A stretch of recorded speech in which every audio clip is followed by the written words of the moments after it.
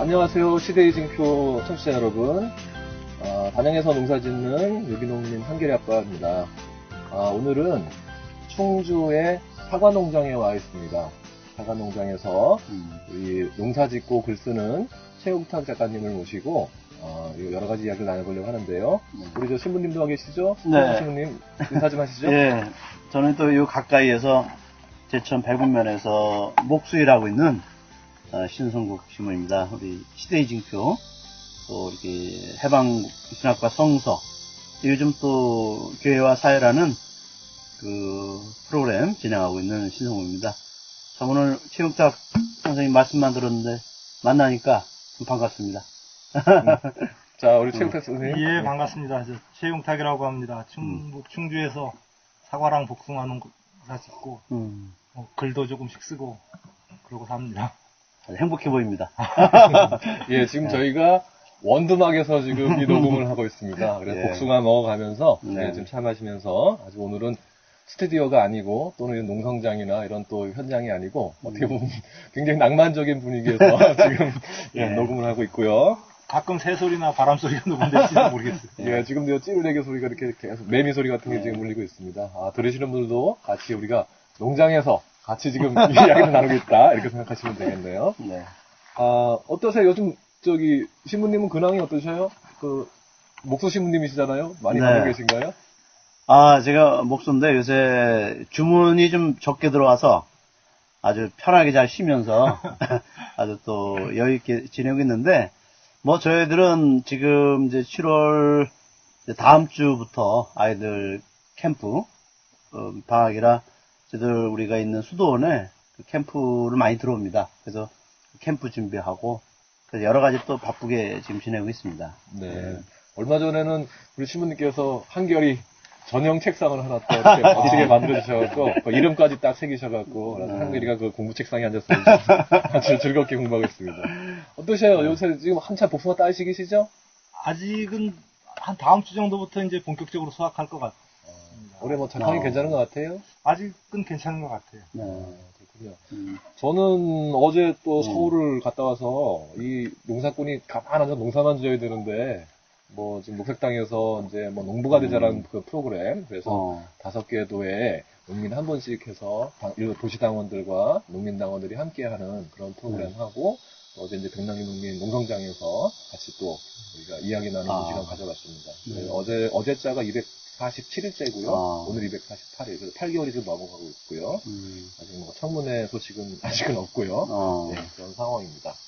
그렇게 그 백남기 농민을 경찰이 폭력 진압을 해놓고 지금 나몰라라 네. 하고 있는데, 그에 반해서 지난번 송주에서 사드 반대 거기 그 군민들은 뭐 이렇게 총리 또 뭐 그렇게 자기들 뭐 계란 던지고 물병 던졌다고 해서 이제 다 색출하겠다. 네, 그랬죠. 그러니까 이거 적반하장 같아요, 그죠?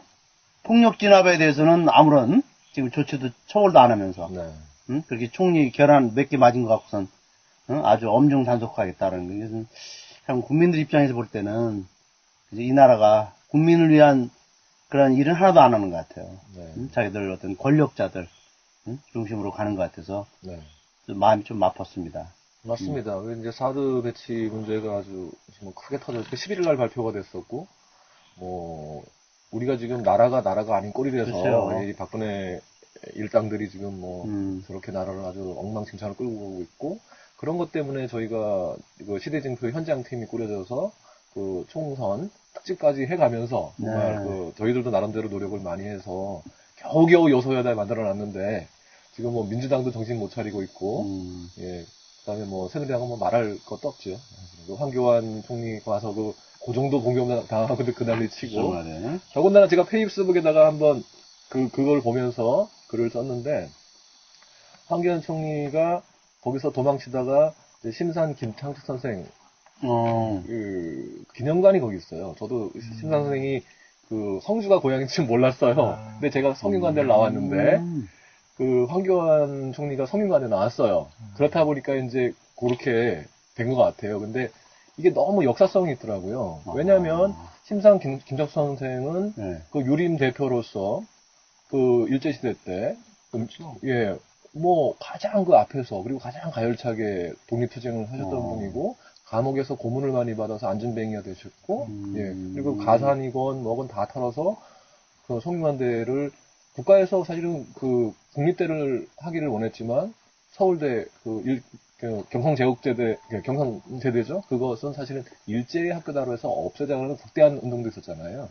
그런 엄청난 상황들이 발생했을 때 결국에는 유림의 땅과 돈을 모아서 성균관대를 짓고 사실 민족학교로서 그렇게 한 건데 황교안 총리가 성대를 나왔어요. 성균관대를 그때 가서 사십패스하고 그 사람은 평생을 죽으로 살았죠, 사실은. 권력자들, 그 악당들의 편에 서서 했고, 그렇죠. 지금도 그렇게 했는데, 성주에서 김창 선생 기념관에 도망가는 그런 웃지 못할 상황이. 기념관으로 도망을 갔다고요? 그러니까 거기를 방문 예정이었던 것 같아요. 그래서 여러 코스를 파는데, 사실 도망갔다기보다는 거기 방문지가 됐던 거죠. 왜냐면 성대다 보니까 당연히 거기서 예의상으로 해도 아마 그런 게 있었을 것 같아요. 정확한 사연은 없는데, 기사 일부를 보니까, 그쪽으로 이렇게 피신했다라는 그 얘기가 나오더라고요.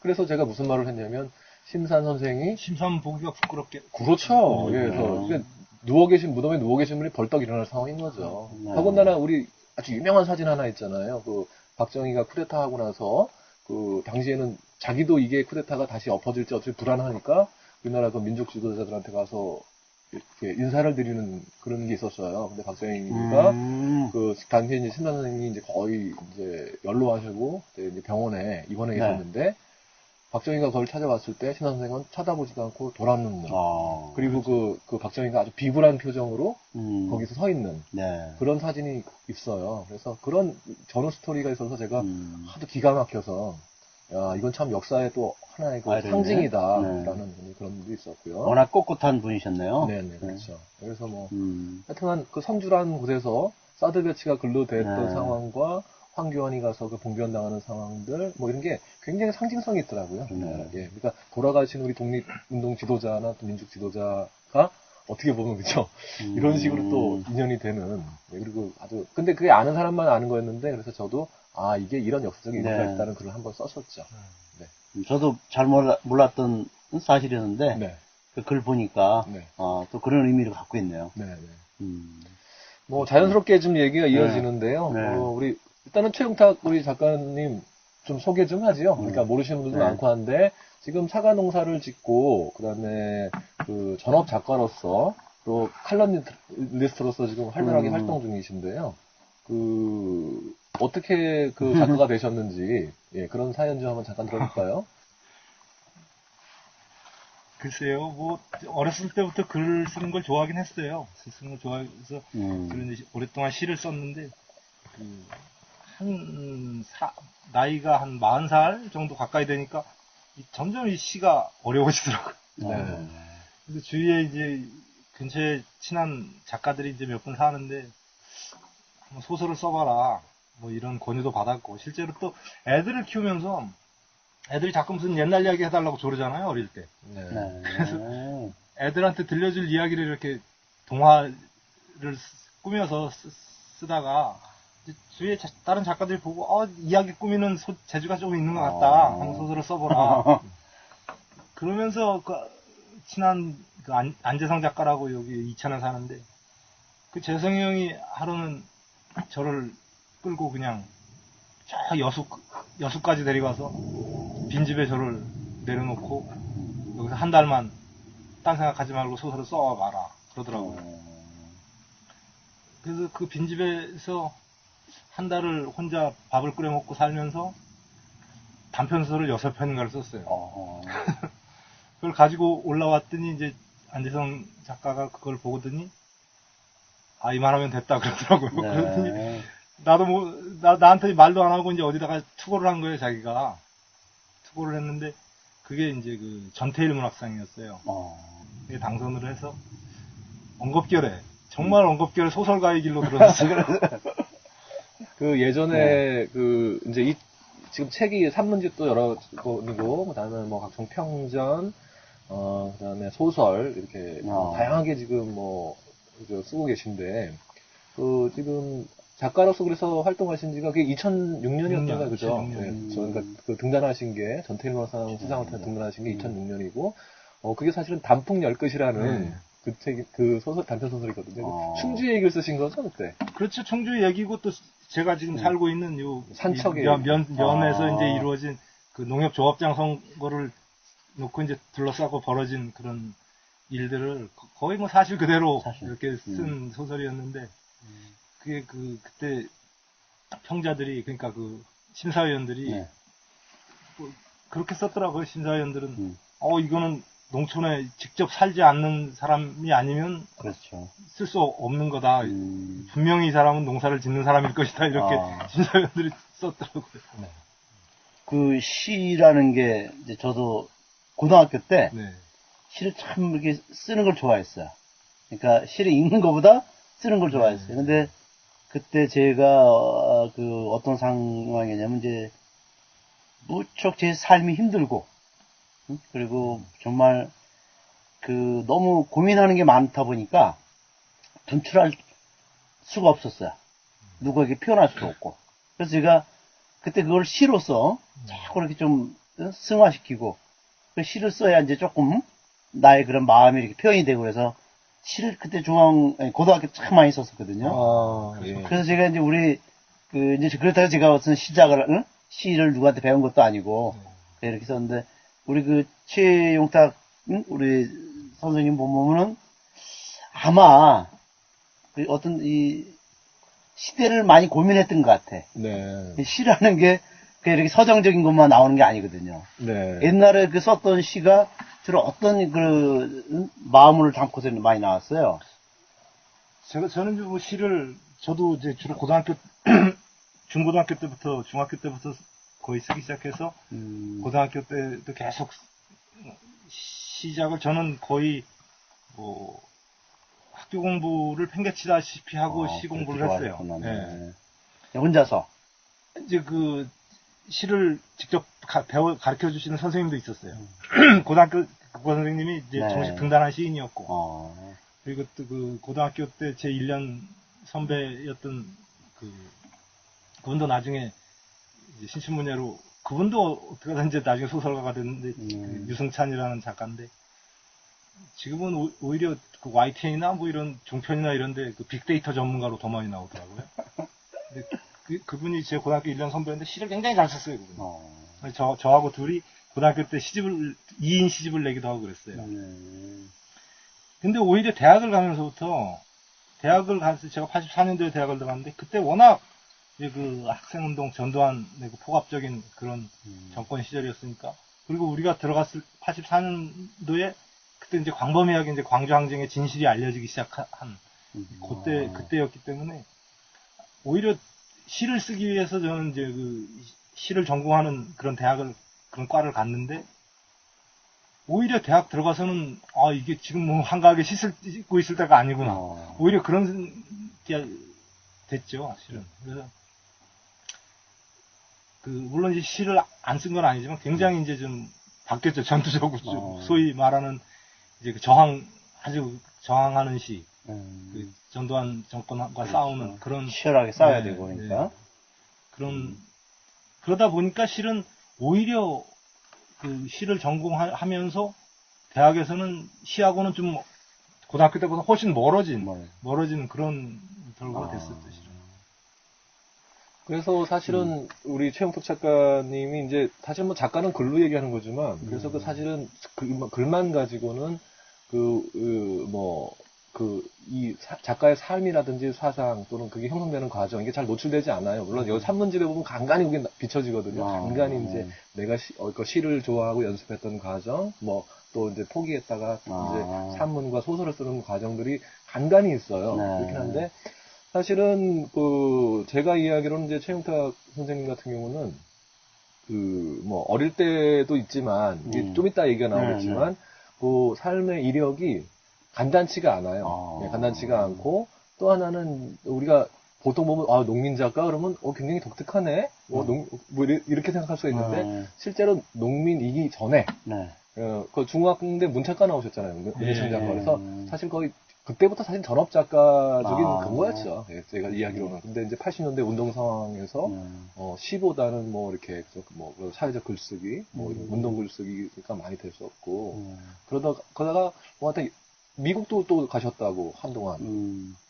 예, 그렇게 해서 하여튼 80년대 그렇게 보내다가 그 이제 87년도에 그 유랑쟁이 있고 뭐 어쨌든 직선제 개헌 쟁취하고 이러고 나서 그 우연한 기회에 미국을 갈 기회가 생겼어요. 기회가 생겼는데 그때 고민을 굉장히 많이 했죠. 그때 만약에 그 유월항쟁이 없었거나 그랬으면 아마 가지도 못했을 것이고, 왜냐하면 그 전에 이제 수배를 당했었기 때문에 그 유월항쟁 덕분에 이제 그래도 완전 어떻게 보면 그 사회가 많이 이제 이완됐죠. 이제 그 굉장히 치열하게 이제 그런 있다가 그래서 그럼 이 기회에 한번 나가서 공부도 좀 해볼까. 뭐 하여튼 그 아주 젊었을 때니까 도전하고 싶은 생각이 그런 있었네요. 게 조금 있었어요. 그래서 갔죠. 미국을 갔다가 한 8년 반? 그 정도. 오래 계셨네요. 굉장히 오래 계셨죠. 뉴욕에 계셨다고. 네, 뉴욕에서 뭐 처음에 장사도 좀 하고 뭐 학교도 좀 다니고 그랬다가 뭐 결정적인 거는 90년도에 뉴욕에서 재미 한청년이라는 단체를 만나게 돼서 그게 어쩌면 학생운동 했던 그게 한 2년 반 정도 끊어졌다가 다시 이어진 뉴욕에서 다시 이어진 그런 게 된 거죠. 네. 그리고 사실 그 소설과 산문을 통해서는, 왜냐면 이제 산문 좀 이따 소개를 드리겠지만 산문에서는 아주 편한 글쓰기가 나와요. 그 농촌의 일상 뭐 이런 것들. 그래서 이분이 그 학생운동가 또 민주화운동가 제외 그죠? 그 민주화운동 단체에서 활동 과정 이런 게 거의 노출이 안 되거든요. 그렇게 해서 그 이력이나 경력이 굉장히 탄탄하신 사실 그 부분이 있어요. 요새 이제 칼럼이나 그 한국 농정신문에 또는 뭐 이런데 그 농민운동의 현장을 찾아서 뭐 이런 이제 무거운 글들을 이제 쓰고 계시거든요. 그것과 더불어서 뭐 세월호 작가단으로서도 참여하고 계시고 뭐 다양한 그런 게 있는데 최영탁 작가님을 이해하려면 그 사실은 그 전사를 좀 알아야 돼서 제가 오늘 이 팟캐스트에서 다른 방송에서 사실 몇 번 이제 인터뷰도 있었는데 그런 데 초점을 안 맞추고 그냥 농민 작가적인 것만 해서 제가 좀 듣는데 아쉬운 점이 있더라고요. 그래서 오늘 이 자리에서는 그런 부분을 하는데 지금 말씀하신 것 중에 하나가 이제 학생운동 과정, 뭐 중대 문창가를 하고 시인을 꿈꿨던 그 젊은이가 사실은 80년대 학생운동 과정, 사실 미국 가서 이제 그 제외 그 민주화운동 단체에 결합을 해서 거기서 굉장히 좀 뜻깊은 일들이 있었어요. 제가 얘기를 들었는데 그 유럽에 그 가셨던 이야기 그거 좀 들려주시죠. 그 이제 제가 재미 한청년 만나고 한청년에 가입을 해서 뭐 얼마 지나지 않아서 어떤 일이 있었냐면은 그 남북이 동시에 유엔에 가입한 1991년도인데 남북이 동시에 유엔에 분리 가입을 하게 되죠. 그때 그 문제가 굉장히 실은 그 운동권에서 딜레마였어요. 유엔 분리 가입을 그 전까지 우리 학생운동이든 뭐 우리나라 그 민주화운동이든 그 조국은 하나다라는 이런 관점에 서 있었는데 유엔 분리가입을 하면은 어쨌든 조국이 둘로 갈라지는 건데 그 공식적으로 갈라지는 건데 이거를 기존에 해왔던 의미로 보자면 이걸 반대해야 되는 거죠. 근데 남북 분리가입을 공식적으로 반대하기가 굉장히 어려운 게 실은 그때 당시 이제 대다수 국민들의 생각이나 이게 국내 운동권에서는 이걸 공식적으로 반대하기가 굉장히 어려웠어요. 딜레마네. 예. 어쨌든 또 북한을 계속 이거를 인정하지 않는다고 계속 나가면 오히려 역으로 이건 북한은 그냥 남한의 부속국가처럼 계속 그건 오히려 정권 쪽에서 계속 그렇게 얘기했던 거 아니에요? 그래서 완전 흡수통일 대상으로 늘 그렇게 이제 얘기했는데 이게 굉장히 딜레마에 처한 거예요. 예. 그래서 운동권에서 대응을 거의 못했죠. 국내 운동권에서. 근데 해외에 있는 운동권으로서는 조금 달랐어요. 뭐냐면 이 해외 운동을 하면은 이제 타민족 형제들 운동단체들하고 연대를 해서 같이 하거든요. 그러면 그분들한테 우리가 늘 코리아 이스 원, 한반도는 하나의 국가라고 이렇게 늘 얘기를 했는데, 갑자기 두 개 분리 국가로 가입을 한다는데, 이렇게 꿀먹은 멍어리처럼 아무 말도 안 한다는 건 말이 안 되거든요. 그래서 그거에 대해서 이제 적극적으로 그동안 우리 조국 운동에 연대했던 해외 운동 타민족 형제들, 이게 적극적으로 이것을 선전해내자. 그런 뜻에서 문화선전대를 조직하게 됐어요. 그래서 문화선전대를 조직해서 유럽 8개국, 호주 이렇게 해서 이제 거의 2달 일정으로 돌면서 이제 우리 조국 문제를 이제 자세히 좀 이야기하고 이러는 문화선전대였는데요. 그래서 이제 공연도 하고 뭐 노래 공연도 하고 짧은 극 공연도 하고 이런 문화선전대였는데, 그거를 저는 실은 뭐 악기를 다룰지도 모르고 노래도 못하고 그래서 거기 낄 사람이 아니었는데, 워낙 이제 재정도 열악하고 그러다 보니까 전부 다 이제 저희가 뭐 먹을 것부터 바리바리 싸들고 이제 짐이 워낙 엄청나게 많았거든요. 그래서 저는 짐꾼으로 이제 문화선전대 이제를 따라갔죠. 그래서 제가 한 거는 뭐 이제 공연할 때 이제 뒤에서 준비해가지고 뭐 프로젝트 빔 이렇게 쏘는 거 하고 뭐 슬라이드 뭐 하고 이제 그런 이제 뒤치다거리 하는 역할로 그렇게 유럽을 한다. 그런 걸 주도적으로 한 단체가 재미 한청년. 재미 한청년에서 각 나라를 네. 돌면서 이렇게 해갖고, 그래서 이제 거기서 이제 그쪽 재미 한청년의 입장, 동시가입 추진에 대한 입장은 그래서 어느 쪽이었어요, 좀? 인정하는 쪽이었나요? 현실적으로는 그런 이제 국제관계 속에서 지금 남북이 분리가입하는 거는 어쩔 수 없는 시 우리는 받아들이지만, 우리 내부적은 우리는 조국은 하나라는 그렇죠. 관점을 계속 유지한다. 그런. 그렇군요. 이게 그래서 최영탁 작가님은 20대의 생활입니다. 그죠? 20대. 충주 촌의 학생이 이제 시인이 꿈을 꾸던 학생이 어쨌든 간에 공부도 안 하고 시만 쓰다가 또 이제 책에 보면 나오는 게 있는데, 나는 문창과를 가야 되기 때문에 입시 공부를 하신 거예요. 그래가지고 본인이 원하는 문예창작과를 합격하고 그랬는데, 당시에 당연히 저도 마찬가지로 제가 92년에 대학을 갔지만 그때도 뭐 난리였었거든요. 대선이 있었고 총선이 있었고, 저도 그래서 비슷한 경험을 했었고 하는데, 그리고 미국 가서 오랫동안 있을 때 그렇게 자연스러운 인연이 되는 거죠. 그래서 근데 더군다나 유럽 8개국 그런 문화선전대까지 했던 아주 중요한 경험이 있으셨고, 그게 사실은 지금까지 계속 이어지고 있다고 저는 이해를 하고 있고요. 그랬는데 호리언 또 다시 귀국을 하시고 그리고는 이렇게 다시 고향인 충주로 돌아오시게 됐어요. 그거는 되게 실은 이제 미국 생활을 하면서 물론 재미한 청년 활동은 굉장한 의미가 있고 거의 제 인생에서 거의 가장 중요했던 한 시기였다고 저는 지금도 생각합니다만, 고민은 많았죠. 실은 90년대 초반에 이제 소련도 무너지고 독일이 통일되고 막 이런 세계사적인 격변이 일어나는 걸 보면서, 이 과연 어떻게 될 것인가. 우리나라의 운명도 그 무렵에 실은 이제 국내 운동권도 거의 다 무너지다시피 한 거죠. 맞습니다. 실은. 저희 구약동에서 혼란, 예. 이제 대혼란기였죠. 그래서 저도 이제 그런 혼란을 겪었는데, 다행히 저는 그때 이제 굉장히 한청년이라는 조직이 아주 훌륭하신 지도자가 있어서 그분 때문에 뭐 그렇게 큰 방황을 하지 않았는데, 어쩌면 저 삶에 대해서 뉴욕에 사는 것 자체가 이렇게 싫었어요. 그 무렵에 또 이 녹색평론이라는 책이 이제 저희가 한국에서 이제 많은 책들을 주문해서 늘 보는데, 녹색평론이라는 책도 보게 됐어요. 그때요. 창간 때 보셨구나. 창간 때. 저랑 비슷한. 그게 91년 10월호가 창간호거든요.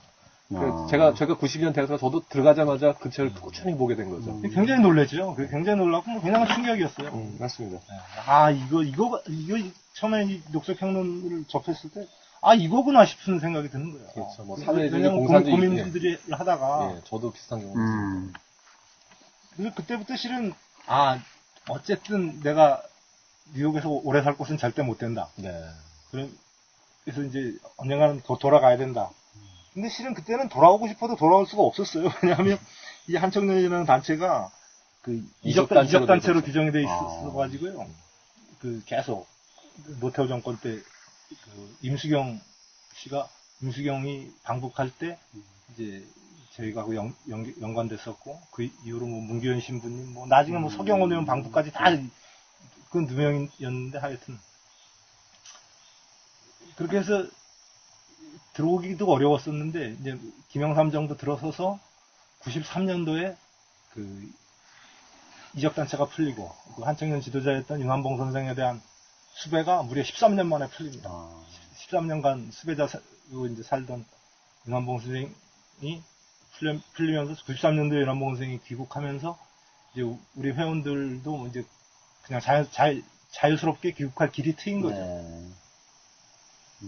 그래서 저는 계속 그 녹색평론적인 고민을 가지고 있었기 때문에 귀국을 하면 저는 뭐 무조건 농사지으러 간다. 그건 기본적으로 가지고 있었고 그리고 결혼을 근데 이제 확실하게 이제 그 실은 뭐 그때도 미국에서 뭐 조그만 가게도 하고 뭐 그랬으니까 그 정리하는 게 되게 쉬운 건 아니었어요. 첫 애가 딱 아내가 임신을 하고 나서는 빨리 서둘러야 되겠다. 내 아이의 고향을 뉴욕으로 해줄 수는 없다. 이런 생각이 마음이 급해지더라고요. 그래서 원래 고향은 이제 스몰돼서 없어졌으니까 그래도 이제 고향 근처로 오겠다는 생각이 있었어요. 충주 근처에 터전을 아버님이 먼저 여기서 이 근처에 찾고 그리고 저는 95년도에 귀국을 해서 지금까지 뭐 이제 올해 만 21년째 농사 짓고 살고 있습니다. 그래서 보통 이제 보면은 우리 과거에 학생 운동 했을 때 학생 운동을 하고 또 그러다가 이제 시간이 흐르면서 또 현실은 사회 속으로 들어가고 그래서 자기의 어떤 그런 뿌리 이게 꾸준히 이어가지 못하고 이게 많이 바뀌거든요. 근데 우리 최 작가님 보면은 아주 이거 일관되게 정말 자기 그 학생운동도 하고 사회 참여적인 그런 작가 그런 것도 하고 그리고 또 미국 가서 또 통일운동 쪽으로 계속 또 활동하고 또 지금 들어와서도 사실은 농민운동 하면서 또 계속해서 사회 참여를 하고 있거든요. 꾸준히. 그렇죠. 이렇게 하나의 그 길을 걷는 경우는 저도 주변에서 많이 못 보거든요.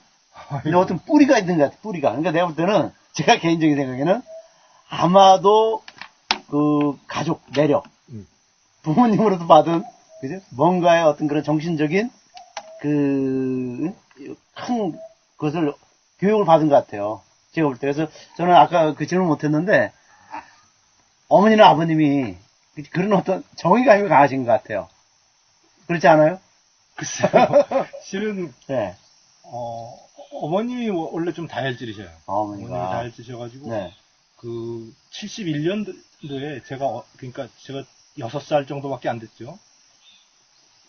그때 제가 한 2년 정도를 그러니까 저는 아주 어렸을 때니까 이제 부모님이 그 농사짓기 너무 힘드니까 한번 서울 가서 어떻게든지 한번 자리를 잡아보겠다. 그러니까 그때 아버님이 뭐 30대 초반 31~2살 때니까 굉장히 이제 뭐 혈기왕성하실 때죠. 그래서 서울로 올라간 적이 있어요. 이사를. 네, 이사를. 그래서 근데 뭐 당연히 뭐 제대로 자리 잡을 리가 없죠. 그래서 정말 뭐 가진 재산도 없고 그러니까 흘러간 데가 지금의 성남. 그때 당시는 성남이라는 말도 없었어요. 그때 광주 대단지라고 불렀을 때였는데 거기에 이제 아주 가장 하층민으로서 이제 정착을 했던 거예요. 그때 고물상이었는데. 근데 그게 원래 서울 지역에 아주 달동네, 판자촌 이런 사람들을 강제로 옮겨서 이루어진 단지를 만들어진 단지거든요. 그러니까 이 기반 시설도 안 돼 있고 뭐 특히 상수도 시설 이런 거 없고 비 오면 그냥 오물덩어리구나. 오물덩어리가 막 네. 떠다니고 이럴 되니까 그때 그 마을 사람들하고 같이 마을 사람들을 선동해서 그 관공서에 가서 강력하게 항의하는 집회도 하시고 막 그러셨어요, 어머니가. 그래서 그게 점점 불만이 고조돼가지고선 드디어 터진 게 그 71년인가 2년인가 광주대단지 사태가 터졌던 거죠. 그러고 나서 이제 그 광주대단지 사태 터졌어도 그때 거의 뭐랄까요, 거의 대단했던 폭동 수준의 어마어마한 사건이었는데 그 당시만 해도 헬기가 막 뜨고 그랬을 정도니까. 빈민 투쟁이 벌어진 투쟁이었네요. 근데 어머니가 거기서 이제 아주 적극적으로 참가하셨구나. 그렇죠. 그때 참여하셨던 거죠. 근데 이제 결국은 그게 이제 패배로 끝난 거죠. 특별히 성취된 게 없으니까. 그리고 나서 그해 가을에 더는 못 버티시고 부모님들이 이제 다시 고향으로 내려오신 거예요.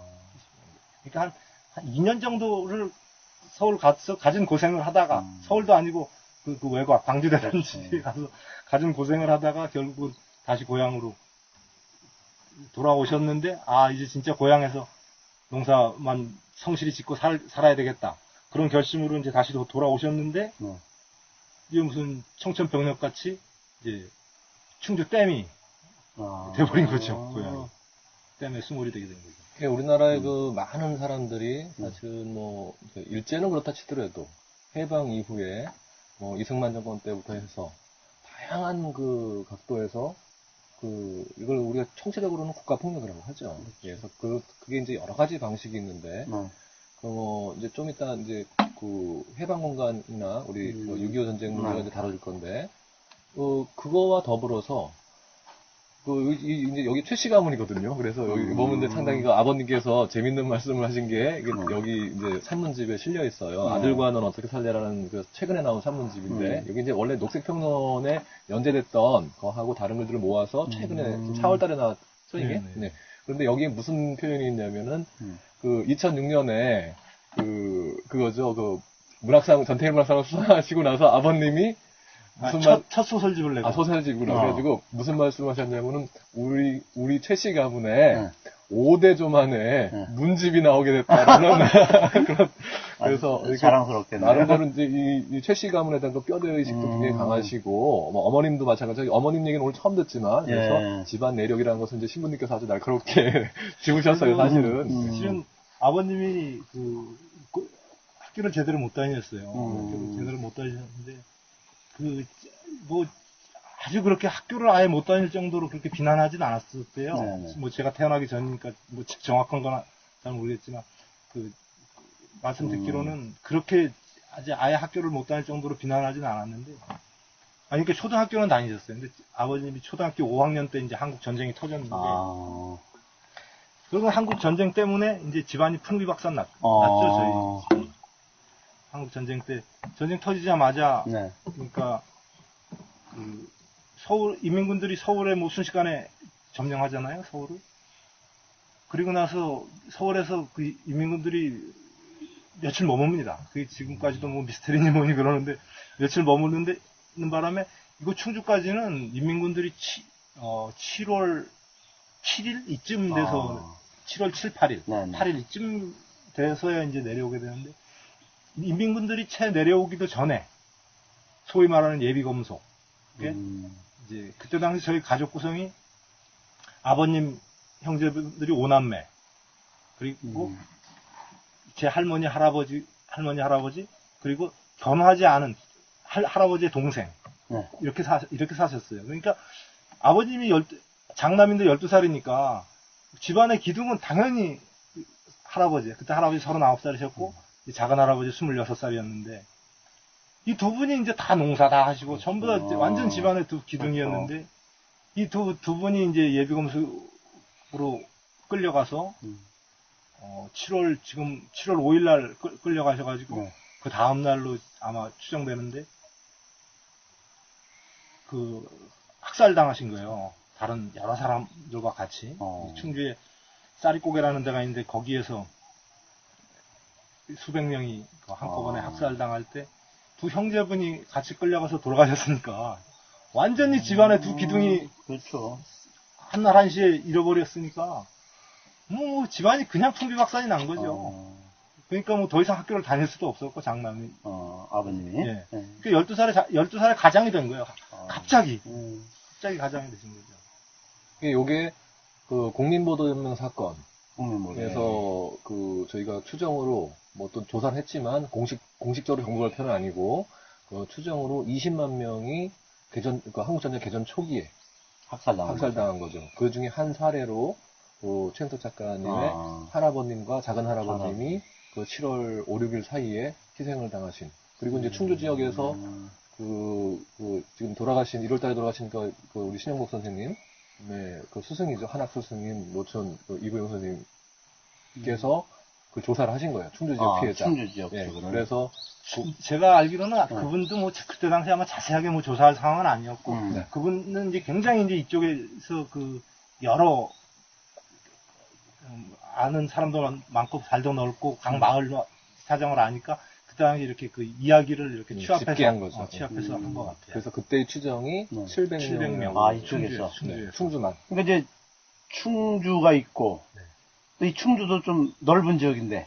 그러니까 지금 이제 시군 통합이 돼가지고 충주에는 이제 그 11개 면이 이렇게 충주시를 이렇게 둘러싸고 있는 이런 형태. 면 단위에서도 또 많이. 그렇죠. 면 단위에서 면 다 전체. 다 이제 충주 통합시켜서. 네, 전체. 그게 충주 경찰서로 다 끌려왔고, 그다음에 그 지금은 건대 충주 캠퍼스 뒤에 그 쌀이고개라고 있어요. 그 골짜기에서 학살터가. 네. 그래서 그것을 사실은 이제 얘기가 좀 건네뛰었는데 95년에 이제 농사지로 돌아오셔서 작가가 되기 전까지 사실 공개적인 글쓰기는 없었던 거죠. 그렇죠. 예. 그 전혀 없이 이제 농사꾼으로 살고 겨울만 되면 책만 끌어안고 이제 살았던 이야기가 또 산문집에도 나와요. 그런데 그런 어떻게 보면 수련의 과정, 농민이 되는 과정 또는 작가가 되는 내부적인 수련 과정이 또 오랫동안 있었던 거죠. 10년. 이게 쉽지가 않은 거죠, 사실. 그래서 아까 얘기했던 안재성 그 작가님이 그 최 선배님을 등단시키는데 그 역할을 하셨는데 왜 그러냐면 저도 이제 이야기를 건네들었지만 그 안재성 작가 같은 경우도 그 80년대 그러니까 이제 그 학생운동부터 민주화운동하고 구속도 되고 뭐 그런 여러 가지 과정을 거치고 그분은 이제 노동운동가를 하셨거든요. 근데 본인이 글쓰기를 접고 굴삭기 운전사가 된 거예요. 그렇죠. 예. 이제 그런 비슷한 사회적인 경력이 있고 그분도 오랜 그런 내적인 수련 과정을 거쳐서 다시 작가로 돌아오는. 그렇죠. 예. 그러니까 글쓰기가 굉장히 탄탄하게 나올 수밖에 없는 그런 게 있더라는 얘기죠. 우리 최 작가님은 그 집안의 그런 그 비극, 그리고 어떤 참 슬픈 우리 현대사의 슬픈 역사를 안고 사는데 그것이 우리 최 작가님의 삶에 그러니까 예를 들어서 아버님으로부터 들었다든지, 그죠? 아니면 어머니한테 들었다든지, 그죠? 그것이 집안에서 구전으로 계속 아주 저는 어렸을 때부터 이게 거의 제 몸에 배다시피 했는데 왜냐하면 이제 제 할머니가 살아계셨어요. 계속 2003년도에 돌아가셨는데요. 제 할머니가 저를 키우다시피 했어요. 할머니는 37에 혼자 되신 거죠.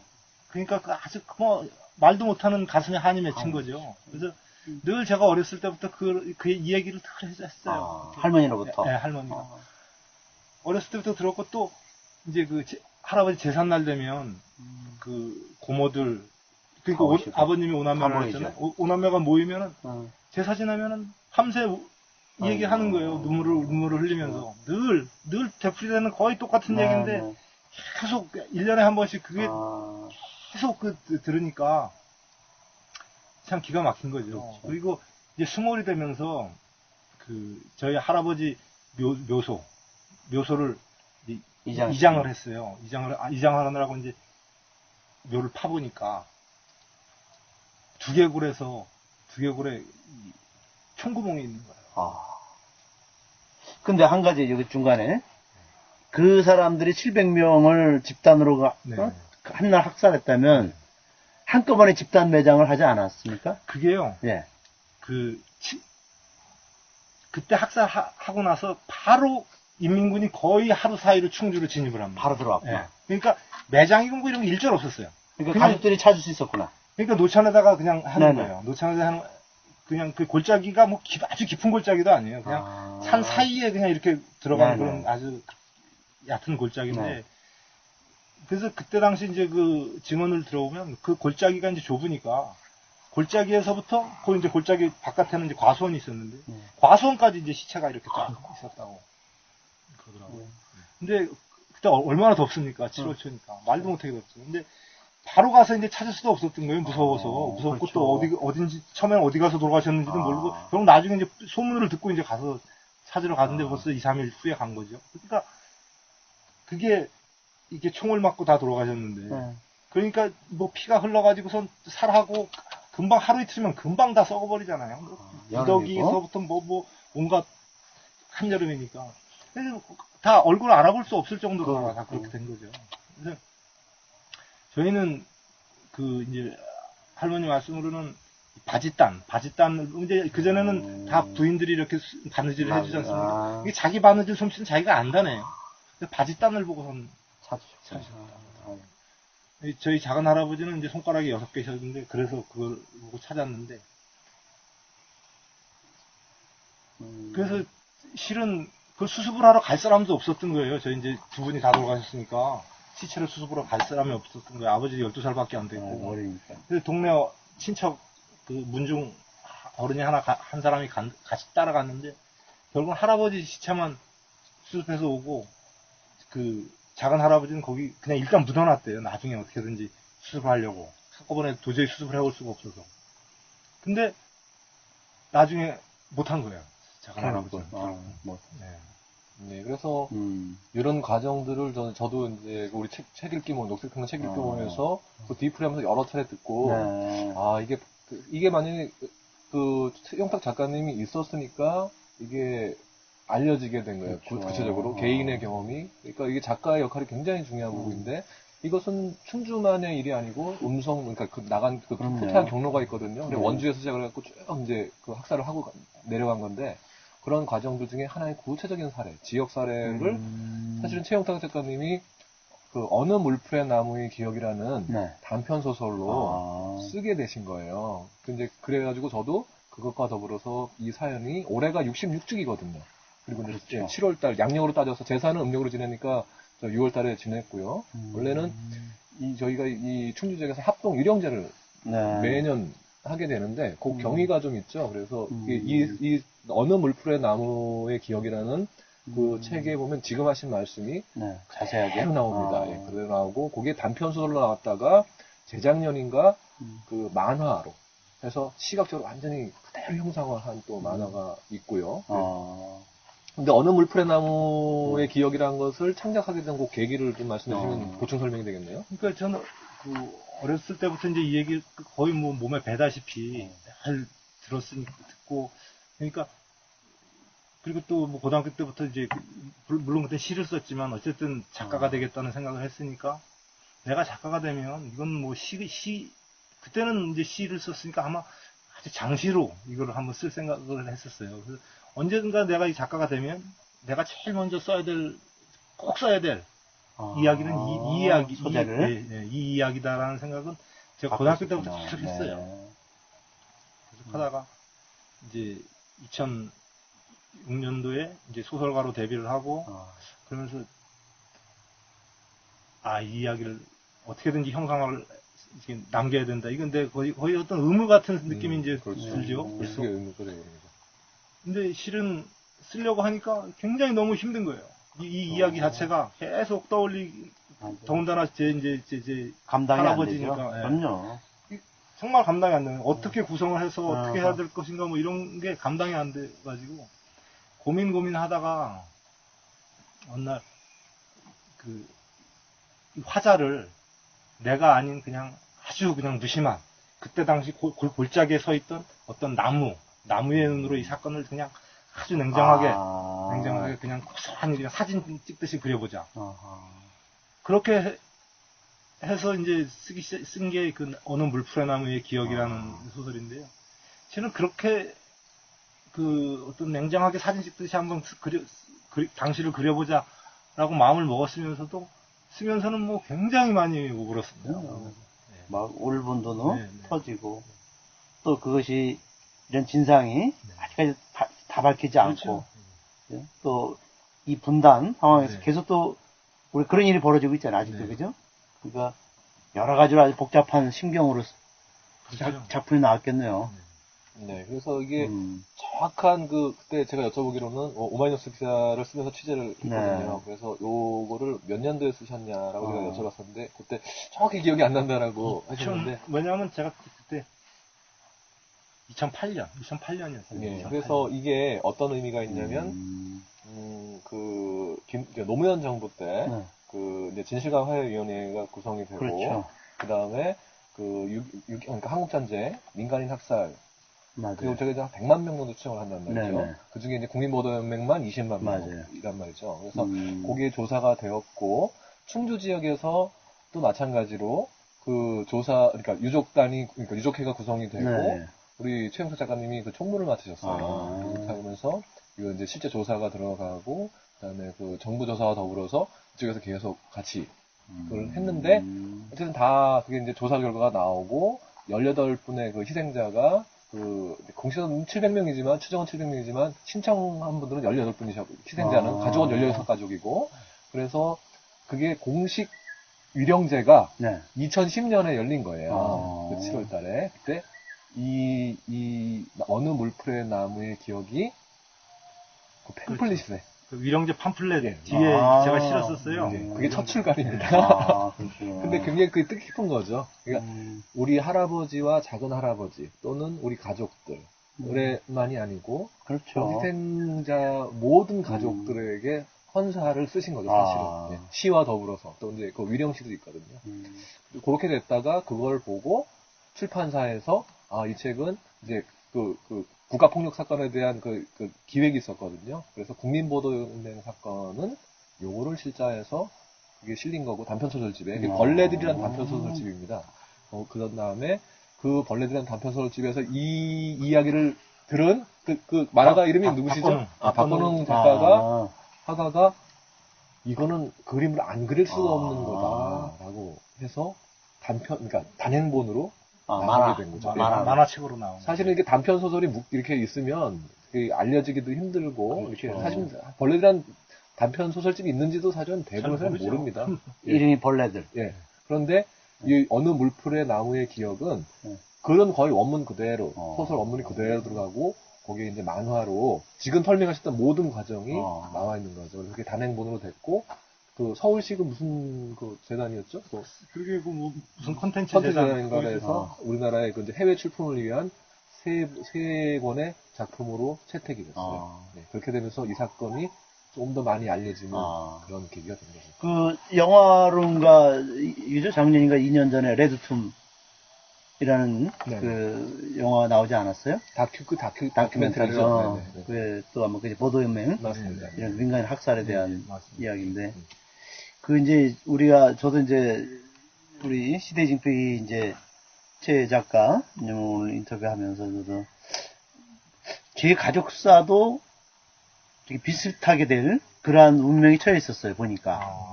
왜냐면 저도 어렸을 때 제 아버님이 가끔 그런 얘기를 했어요. 당신이 청주교도소에 수감돼 있었대요. 저 전쟁 시기에요? 전쟁 시기에. 그러니까 전쟁 전에. 그러니까 49년도. 청주교도소도 다 집단학살 당했는데. 예. 그래서 저희 아버님도 이제 전쟁 전 49년도 그때 수감돼 있었는데 그 청년 이렇게 이제 이쪽 그 계산군 지역에서 그 당시에는 이제 뭐 사회주의가 많았으니까 뭐 사회주의 활동도 하고 그러다 보니까 이제 그래서 있다가 이제 그 친구하고 같이 우리 여기 있다가는 우리도 어떻게 될지 모른다. 그래서 그때 이제 탈옥을 한 거야. 네. 다행히 탈옥을 하셨네요. 네. 탈옥을 하셔갖고 이제 그 탈옥한 얘기를 저희들 어렸을 때 많이 들었어요.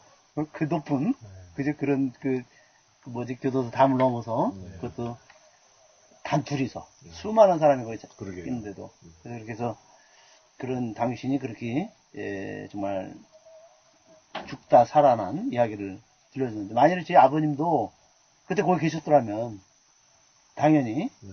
이 보도연맹 사건으로 그렇죠. 대전교도소 뭐 거의 전원 다 학살됐고. 학살당했을 거라는 생각이 들어요. 그래서 그러다가 이제 아버님은 그 후르다가 어떻게 군에 입대하셔갖고 이제 전쟁 중이니까 그래서 이제 군생활 오랫동안 하셨거든요. 네. 그래서 제가 이게 우리 최 작가님의 이 가족사가 진짜 제가 다른 사람 얘기로 들리지 않아요. 네. 우리도 그런 걸 경험할 수 있지 않은가. 그렇죠. 그래서 봤는데 근데 이제 우리 할아버님께서 무슨 뭐 이념적으로 그죠? 뭐 그렇게 사회주의를 했는가 안 했는가 보니까 거기 보니까 그 보도연맹 사건을 그 강제로 많이 또 뭐 참여를 시켰다 하더라고요. 그 사람들은 49년에 그걸 만들고 나서 네. 머릿수 채우기를 한 거죠. 30만 명 할당이 떨어지니까 네. 그걸 채우기 위해서 이승만이 30만 명 정도는 이게 원래 그 이승만 정권의 선전기구로 쓰기 위해서 만든 거거든요. 보도연맹이. 예전에 좌익 활동을 하던 사람이 대한민국 이승만 정부에 충성을 맹세한 사람들이 이렇게 있다. 이렇게 많다. 이 사람, 그래서 이 국민보도연맹이 결성되고 나서 자주 모였었어요. 이렇게 모아가지고 그렇더라고요. 관제 데모 같은 거 동원되고 이런 그런 역할로 계속 써먹으려고 전위 부대처럼 네. 그렇게 이용해 먹고 써먹으려고 한 건데 이제 그 이듬해 바로 전쟁이 터져버린 거죠. 이제 그러다 보니까 그때 이승만이 그 정도 이제 그 써먹으려면 한 30만 명 정도 규모는 돼야 되지 않겠냐 이렇게 한 거예요. 그러니까 일선 경찰서마다 각 도마다 이렇게 일종의 배당처럼 가입시켜라 이렇게 된 거죠. 그러다 보니까 뭐 원래의 목적은 전에 좌익 활동을 하던 사람이 전향해서 대한민국의 충성을 맹세한 조직이다 이렇게 됐는데 할당이 떨어지니까 뭐 동네 가봐도 뭐 진짜 좌익 활동하는 사람들은 뭐 보통 다 피하고 뭐 월북했거나 다 이랬는데 그러다 보니까 그냥 아무것도 모르는 농민들을 그 무작위로 가입시킨 그런 경우가 많았죠. 뭐 그 가입하라고 해서 보니까 뭐 쌀도 주고. 그렇죠. 뭐 이것저것 많이 또 혜택도 줬더구만요. 그때 이제 배급표를 나눠줄 수. 그 사람들은 아무것도 모르게 정부에서 하라니까. 또 이게 또 보면은 어떤 법적인 효력이 아무것도 없었어요. 그 당시에 오제도 검사라는 그렇죠. 그 사람이 아이디어 내갖고 야 이거 한번 해보자 그래서 단체가 결성된 거더라고. 그러니까 이게 그지 합법적인 것도 아니었더라고요. 국가의 어떤 법에 의한. 그렇죠. 그래서 무슨 관변단체를 만들려고 한 거죠. 이렇게 자기들이 이용할 수 있는 관변단체를 만들려고 하고, 그 소위 사상검사인 오제도, 선우종원 이런 사람들이 주도해가지고 한 거잖아요. 그래서 저희가 이제 뭐 우리가 흔히 뭐 히틀러가 2차 대전 때 뭐 그 유태인 학살하는 걸 보고 뭐 악마다 이런 표현을 하지만 이승만이라는 한 인간의 그런 판단과 결정과 명령으로 그 한국전쟁 시기에 적게 잡아도 100만 명이 그렇죠. 목숨을 잃은 거예요. 맞아요. 예. 그러니까 제가 봤을 때는 뭐 지금 최근에는 그 백남기 농민 그 국가폭력 사건이 발생했지만 그 일제하는 제외해놓고요. 어쨌든 간에 그 우리 민족의 손에 의해 단일 기간 동안에 가장 많은 사람들이 희생된 게 바로 그거죠. 그 중에서도 하나의 그 단체원들이 그냥 몰살되는 20만 명이나 되는 그런 사람들이 그것도 대부분이 양민들. 그렇죠. 양민들. 아무 죄도 없는 사람들이 그냥 그 겁이 나서 도망가면서 자기 먼저 도망갔잖아요. 있으면은 맞아요. 그래놓고 나서 다 죽여버려라라고 했으니까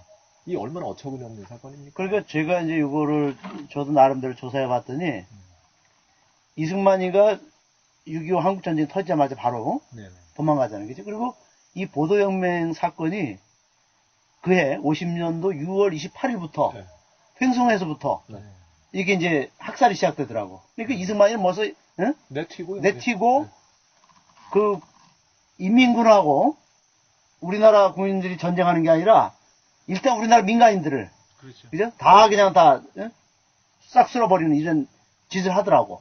지금 이 군인들이 할 짓이 그죠? 지금 우리나라를 침략하는 인민군들을 향해서 모든 저기를 쏟아야 되는데 자기네라 국민을 향해서 촛불을 겨누고 있었으니 이게 이승만이가 이게 얼마나 정말 히틀러보다 더 나쁜 학살자죠. 히틀러는 그래도 자기 국민에 대해서는 총사를 안 했거든요. 네, 그래서 우리 한국 전쟁이 전쟁사로 봤을 때 이게 어처구니 없는 전쟁이라고 하는데 그게 뭐냐면은 민간인 학살률이 너무 높은 거예요. 그렇죠. 예, 그래서 그게 왜 그런가? 들여다보면 바로 이승만의 그런 악마적인 행위가 있었던 거죠. 그것도 개전 초기부터 해갖고 거기다가 더 나쁜 것도 사실 있죠. 뭐 얘기가 좀 이어져서 그런데 네. 국민방위군 사건, 그렇죠. 그게 한 50만 명 우리가 추정하잖아요. 25만에서 50만 명 사이인데 그냥 다 얼어 죽고 굶어 죽은 거예요. 그 군대 소집을 한다 했으면 무기 지급하고 식량 지급하고 네. 군복 지급을 해야 될 거 아니에요. 그거 안 해놓고 그냥 실제로 최소한의 지급은 했는데 네. 네. 위에서 다 다 띠먹은 거죠. 띄워먹은 그래서 거죠. 그 사람들이 굶어 죽고 얼어 죽고 배급이 안 되니까. 예. 그리고 행진만 시킨 거예요. 계속. 그래서 다 죽어버린 거죠. 그러니까 이제 강제로 다 징집시켜놓고, 네. 다 그냥 책임이 없이, 네. 국가가. 그 이제 하나의 예로 거기 소집됐던 분 중에 신동엽 시인이라고 네, 그렇죠. 계세요. 그 얘기 나오죠. 신동엽 시인이 거기 소집됐는데 진짜로 이제 먹을 게 없으니까 그 개울에서 그 가재를 잡아먹으면서 날거로. 그래서 그분이 이제 간이 그때 소위 간디스토마가 걸린 거죠. 그래서 일찍 돌아가시고. 그러니까 자국 군인에 대한 책임도 없었네요, 그렇죠. 국가가. 그러니까 민간인만 죽은 게 아니고 네. 군대를 구성한다고 했는데 최소한의 것도 하지 않은. 음. 그래서 이 한국 전쟁은 아하. 너무나 부끄러운. 그러네요. 그러니까 뭐 잘 싸운다는 건 개념이 아니고 국가라는 기본 시스템 자체가 안 돼 있었던 아주 가장 우리나라 역사상 치부가 권력의 치부, 그러네요. 정권의 치부가 그 안에 담겨 있는 거죠. 우리 한결이 아까 우리가 2부가 좀 필요한 것 같으니까 그죠? 그래서 하고 2부로 들어가면 어떨까요? 예, 그러시죠. 잠시 네, 쉬겠습니다. 잠시 쉬겠습니다.